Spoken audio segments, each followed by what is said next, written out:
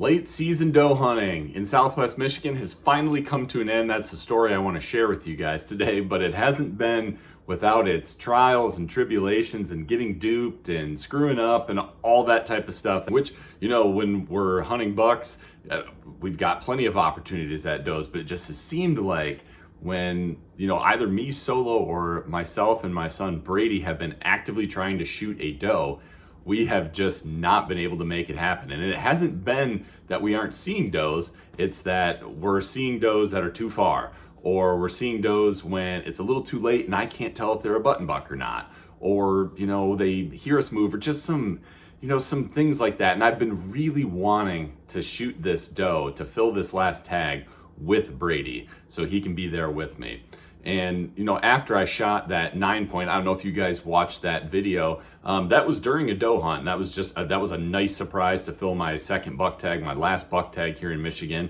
But honestly, that deer was in rough shape and he did not have a lot of meat left for us to take, or that we felt comfortable taking. So we really did need one last doe to fill the freezer and end the 2024 season going into 2025.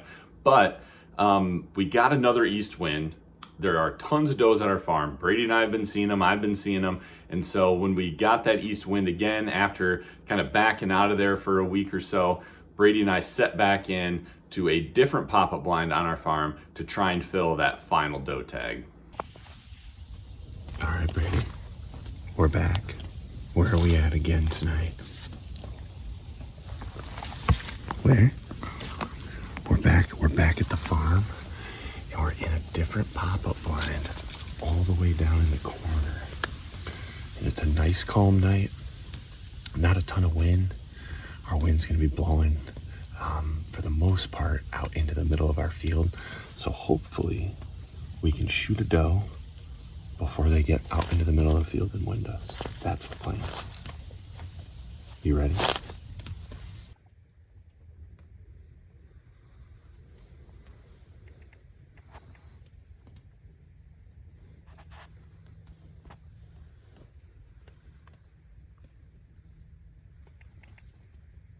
So once again, you guys, we didn't get it done, Brady and I. And this one was kind of dad's bad. And again, it wasn't because we didn't see deer. This time we saw deer, and these deer were really close and it was really still. So I saw them coming from the neighbor's woods. They were gonna come right out into the corner of our field, and they were gonna be within bow range. They were gonna be close. And when I saw the first one, I just kind of thought to myself, while they're still in the cover, I wanna try to get Brady's ear protection on, his shooting earmuffs. And so that's what we tried to do before they got out into the field. And looking back, maybe I should have just let them come out and start feeding, and then really slowly try to get that stuff on them. But basically we made a little too much noise, and it wasn't much, but it was enough with how still it was. And there were some deer that were even closer than the first one that I saw that picked up on that sound, and they just they bounded in the woods a little bit. They stayed back in the woods kind of looking at the blind. They hadn't smelled us. I don't think they saw us. I just think that they heard us rustle just a little bit with how quiet it was out there. So the group that would have been kind of our target group, a group that we've been seeing come out down there, they boogered off and they didn't come back out. Nothing else came back out into the field for us that was in range. But when we left, there was a big group up in our front pop-up blind, basically right by where we parked the truck. And usually a spot, at least the last couple of weeks, where we've only seen like a button buck and like a yearling doe, like just some small deer and just kind of onesie twosie type of stuff feeding in front of that. There was probably 6 or 7 deer that we bumped off of that field, or that particular corner of the field up front. So I tried to get Brady to go out, but he didn't want to go out again. So I said, okay, I'm gonna go and I'm gonna sit there, and we'll see if that group comes back at them, but this time up in the front pop-up. All right, here we are yet again for another late season doe hunt. It's just me tonight, no Brady. Hope y'all had a Merry Christmas. Yeah, we're just back at it. The weather's a little warmer, so all our snow melted. These deer are gonna be a little hard to see here in the those final minutes when they like to come out. But last time we were out, Brady and I, and I'll show you guys here in a minute, I'll flip the camera around. Brady and I were in a blind, a pop-up blind, kind of all the way down at the other corner of our field. And it was a great night. We had an east wind, which is what we wanted, and we had deer moving, but it was so still. And these deer were basically coming in like 20 yards from the neighbors, like they were gonna cross right in front of us. And as quietly as we tried to be, trying to get Brady's earmuffs on before these deer stepped out, they heard us moving around a little bit. And there was a few more here up front. So what I wanted to do, I wanted to sit in a different spot, and I'll show you guys that, but I'm basically up at our very front blind. It's not far from where I park my truck in our driveway. So we've got the full length of the field to cover. Usually a group comes out up front sometimes, and then there's usually another group down in the corner. And sometimes it kind of depends. Let me flip this around and I'll show you guys where we're at. All right, so we're up here. So the other day when Brady and I hunted, I don't know if you can see it down there. There's a pop-up down in that corner. And that's, you know, a lot of deer come out down there. And a lot of deer basically come right up out of here, out of the neighbors. I mean, literally that's like the driveway to our cornfield. They come right out of there. So where I wanted to be right where I shot that buck. I wanted to be halfway down the fence row between us and the neighbor, because then I can cover 150 to here and 150 to that corner. And we do have an easterly wind. The only problem is it's really light and it's been really variable today. I've been kind of keeping an eye on it because an east wind is perfect for right there, especially if we're only trying to shoot a doe. Just blow your scent right out into the middle of the field. You're gonna get shots at stuff well before they get out and get your wind, and that's what I was hoping for. It was supposed to be a southeast, so kind of coming this way, and basically right from where I wanted to sit at this blind. But the only problem is with it being so variable, we've been getting a lot of straight south, and I really don't want to give up like one field corner. So we're sitting here, which is perfectly safe for east, southeast. Honestly, we had even a couple little gusts going down towards the north. So if it does that, we're kind of blowing out in the middle. So we'll just kind of see what happens. Hopefully that group that comes out right here gives us an easy one. If not, if stuff comes out too far, this field's 300 yards. I feel confident shooting 200, but I really don't want to have to do that on a doe if I don't have to. So if they start popping out way down in that corner, we might just get out of the blind and just see if we can shave some distance and get a shot at them since we're solo tonight. I also brought my 12 power monocular here. I'm gonna hook my phone to this and see if we can get some good footage. Should something come out, or if stuff comes out way across there, you guys will be able to see it a little better. So here we go again. We'll see what happens.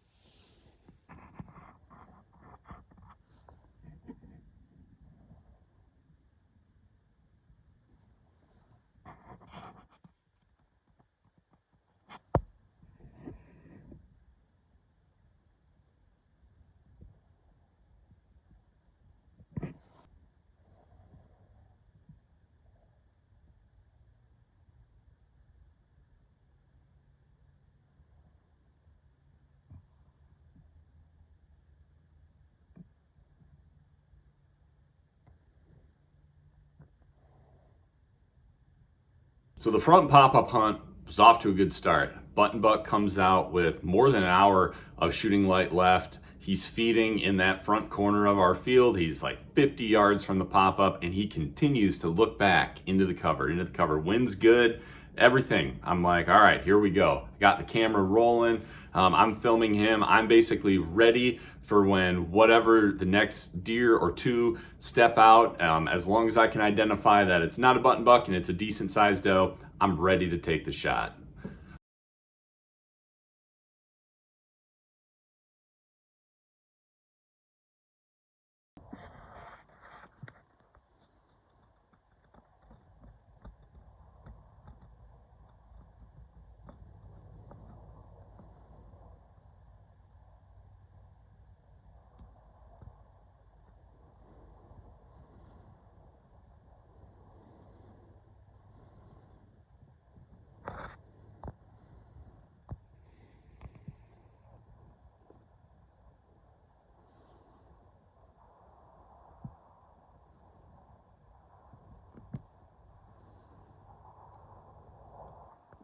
he was the only one that came out into that corner, and he stayed in that corner all night long. He was anywhere from probably 30 to like 75 yards. And while he is there, that same group of deer that Brady and I, or at least I think it was, I don't know, a group of does, again, came out down in the corner where we were last night. That, it's 300 yards away.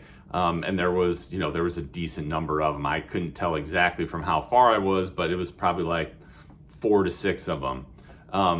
And one of my strategies was being up front with the wind that we had. I thought if nothing was in front of me and stuff came back out into the corner where Brady and I were last night, there was a good chance I could probably slide out of the back of the pop-up blind, just get in our fence row between, our field and the neighbors, and shave 100 yards. Be able to, while they're out there feeding, just slowly creep along and shave 100 yards and see if I can get a shot. That was one of my plans if they were to come out down there. But with that button buck in front of us all night long, he even bedded at one point in the field. Like, I couldn't get out of the blind. I couldn't make any moves. So naturally, once again, we kind of got duped. But it was, I finally just kind of said, okay, I'm gonna go sit where I sat when I shot my buck. I'm done with these blinds. They almost never come right out of like the middle of our field on our fence row. They're always either a little bit on the north side or a little bit on the south side. We had another east wind. So I went back to the exact same spot, just chair, bog death grip. I'm 150 yards from the back corner, 150 yards to the front corner. I can cover all of it. And Brady didn't want to hunt with me. And honestly, this one might be a little tough for him without a blind. I think we could have done it, but he didn't really want to go out. So I was solo again, and here's what happened. All right, guys, we're back at it again. Tonight, we are sitting in the same spot I shot my buck. So we're in the fence line on our field, 150 yards to the south corner, 150 yards behind me to the north corner, 150 to 200 throughout a lot of the middle of the field. Because last night, we had a button buck come out really early. He hung around us at like 50 to 75 yards all night. And all the other deer stayed pretty far down. So from where I was last night, they were like 300 yards. And then I couldn't even try to get out and make a move with that button buck by me. So tonight we've got the same wind. It's another really calm southeast wind. So we're blowing our wind right back that way out into the middle of the field. So if anything gets behind us, they might smell us, but it was just that button buck last night. There were no other deer up there, and probably 7 or 8 deer down here on the south side. So we're focusing on these south side ones of the field. We'll see what happens. I'll be filming with my just my phone mount tonight.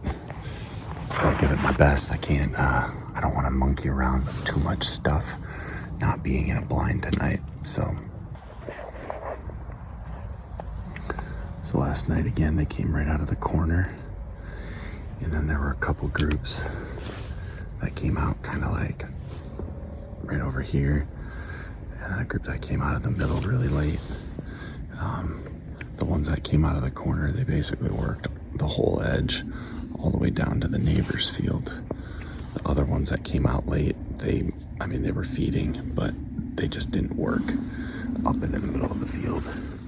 So that's where we were last night. So we can cover basically back to that too from this spot. Like I said, it's about 150 yards to each corner down there.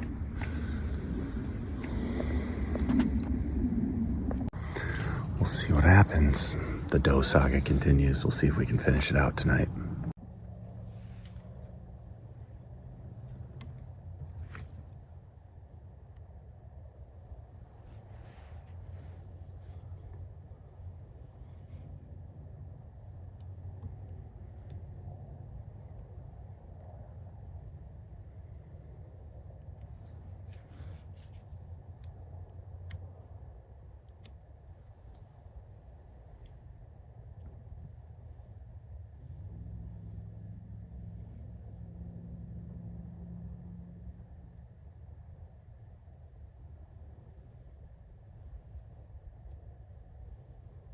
So this deer that you guys see, this is the first deer that pops out.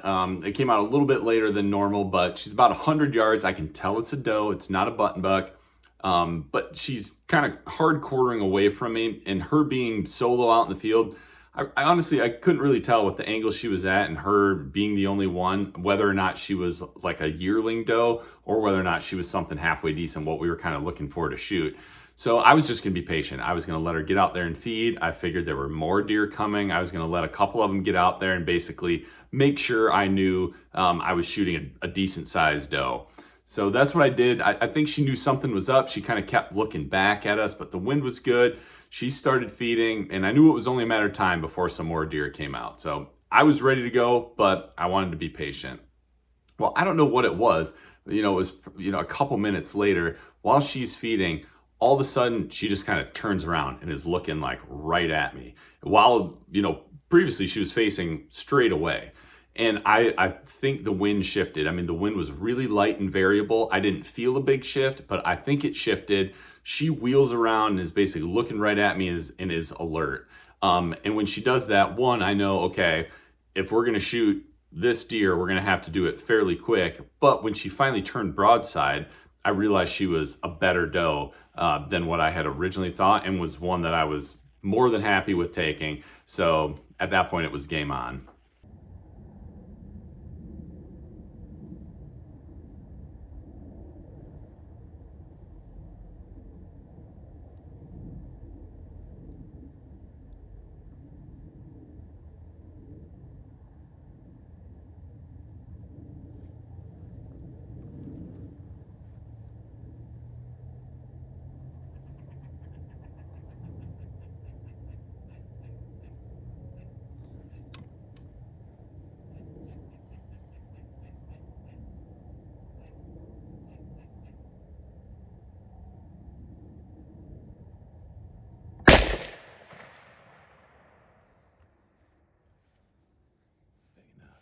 So I squeezed the shot off, which you guys see. It felt really good to me. I was moving a little bit, trying to just get a little tighter to her shoulder before I felt like she was going to take another step. And I probably squeezed it off, a little bit quicker. But I'm laughing just because the footage makes it look like I moved a lot, basically, as I'm shooting like this big sideways motion. I don't know if that's because I did have my phone kind of mounted off to one side, just because that little clamp kept like pushing my volume and power button and stuff. So it definitely, to me, it looks more exaggerated on the phone, I promise you guys, than what it looked like for me through the scope. Because it felt good when I touched it off. I watched her mule kick through the scope, and I heard her crash just seconds later in the neighbor's brush, not far from where she was standing. So I knew we put a good hit on her. Now, before daylight was up, I wanted to go check for first blood, give her a little bit of time, but just make sure I knew where she went in, get a hold of the neighbor, and make sure we were okay to go recover her. All right, you guys, we did it. Doe down. It was the first one to come out. She was probably, I don't know, right about 100 yards, maybe just inside of it.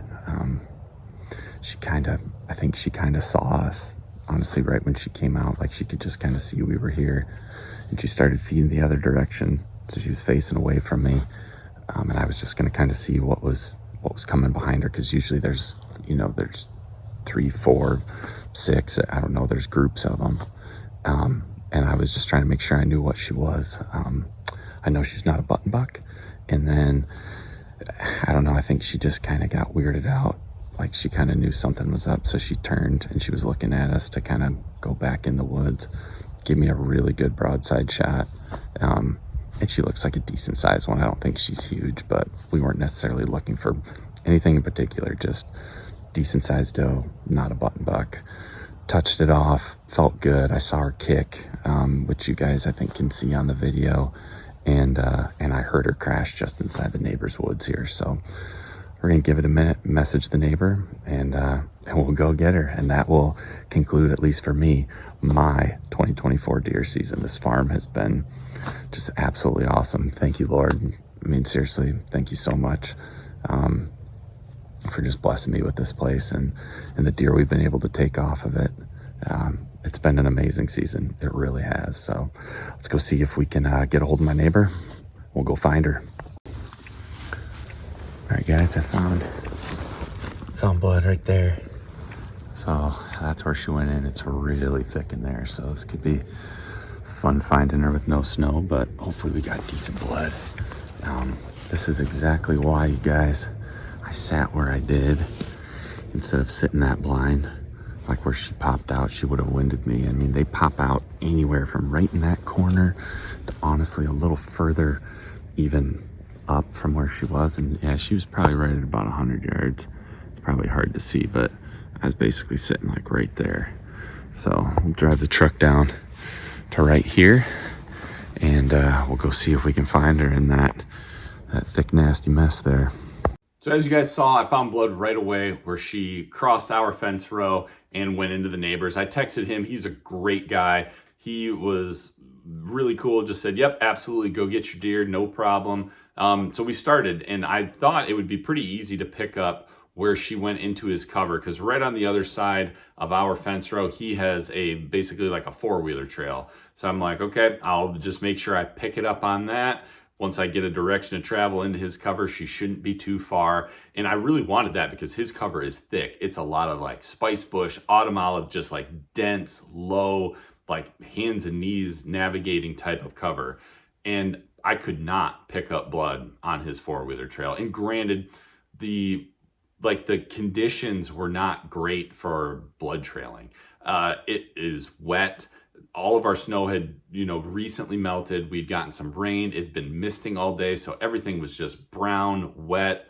And I've had times where, my 350 Legend, sometimes it produces great blood trails. Other times, even if you hit them right where you want to, it doesn't produce much. And this seemed to be one where I was very confident she was down and dead, but I was not getting a lot of sign on the ground. I walked that four-wheeler trail back and forth multiple times, slow, hands and knees, really far, just in case she angled once she got on it. I couldn't pick anything up, you guys. So that's where this came in, a thermal monocular. This is a particular one I had in my truck that I've been just doing some testing on to do a review video on for this company Top Don, which we'll do some other videos on later. Basically, I went and grabbed this out of my truck, got back to where I figured she should have went in based on where she crossed my fence row. And, this thing saved me a lot of time in recovering this particular doe.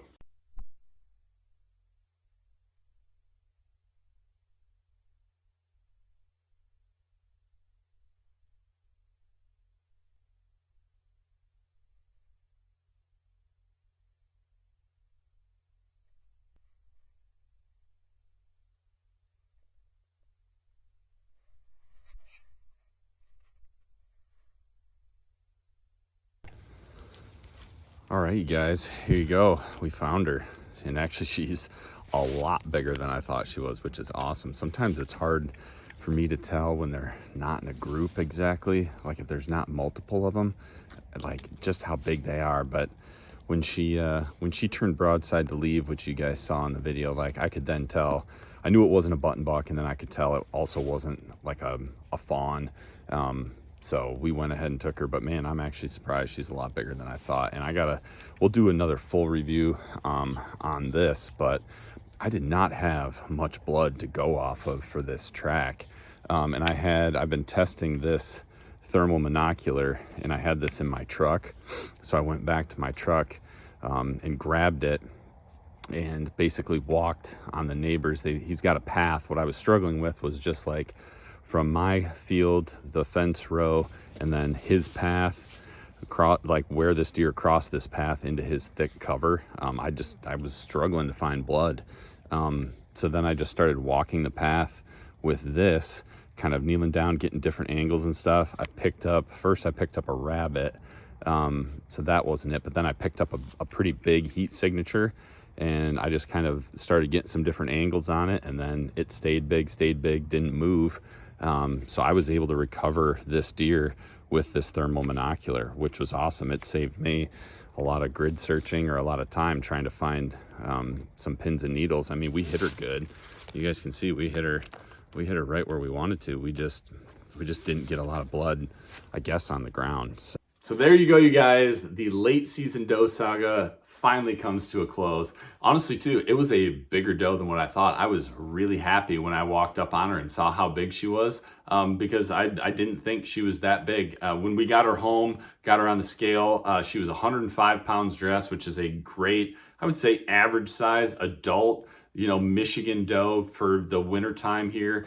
We put a great shot on her, which you guys can see too. I know the footage looks like maybe it wouldn't have been the greatest of shots, but it was. We hit right where we wanted to. And the recovery was not far. It was like 65 yards, but just with the conditions, I think, as far as the wet ground, and honestly too, sometimes a 350 Legend, I just don't get a great blood trail on sometimes. This thing definitely came in handy, saving me some time on what I knew was a down deer. I just needed to know where it was before I spent, you know, however long it would have been crawling around that thick cover to get her out of there. But all in all, I'm glad there was some frustration in this late season doe saga. I'm glad it was a game. Brady and I together and me solo, like we had to play a little bit of a game with them. And that ultimately, that frustration, that game, us failing, us learning things while we're failing, whether it's Brady and I or just me solo, that made it really fun. And doe hunting, you guys, I'm serious. Like, I freaking love it. It is fun. I think more people should do it. We need to harvest more does throughout many parts of the country, Michigan included. Just embrace it and have fun with it, because it really is. It's target rich environment. Oftentimes it's the chances of you getting a shot are significantly higher than if you're hunting bucks. Does can be, like you guys saw with us, like us not getting it done, or if you're hunting some like really mature does, like it can be a challenge, a fun challenge. And ultimately, in my opinion, like they eat better than bucks. I know bucks, like you get a lot of meat off of some really big mature bucks, but oftentimes if I have backstrap that I know is from a nice buck that I shot versus backstraps from a doe like this, like I can taste the difference, especially in like texture. Like does are good eating, they're fun to hunt. We need to, as hunters in a lot of places, harvest more doe. So go out there, embrace doe hunting. And I hope you guys enjoyed this video and this saga of the late season Michigan doe hunting. If you did, please, as always, do me a favor, hit that like button down below. Also, don't forget to subscribe. And hey, if you guys haven't seen it yet, that late season buck hunt that I referenced, go ahead and click this video link right up here to check out that hunt. It was another awesome one on our farm in Southwest Michigan. Thank you guys for tuning in. I really appreciate it. Remember, be a sportsman, make a sportsman.